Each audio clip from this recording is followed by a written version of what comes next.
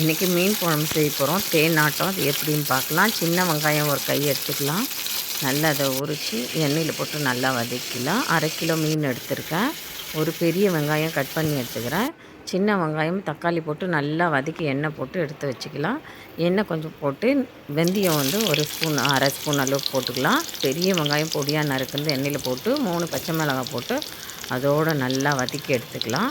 நல்லா வதங்கி நல்லா ப்ரௌனாக ஆகணுங்க. அதுக்கப்புறம் 1/2 ஸ்பூனு டீஸ்பூனு இஞ்சி பூண்டு பேஸ்ட் போட்டுக்கலாம்.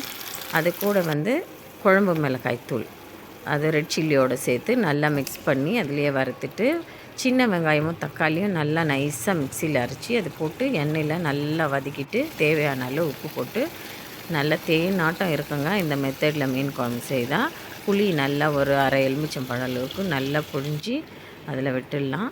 பாருங்கள், மீன் நல்லா வாஷ் பண்ணிவிட்டு மஞ்சள் போட்டு அதை வந்து அந்த குழம்புல போட்டு நல்லா கொதித்து திக்காக தேனாட்டம் வந்திருக்கு பாருங்கள்.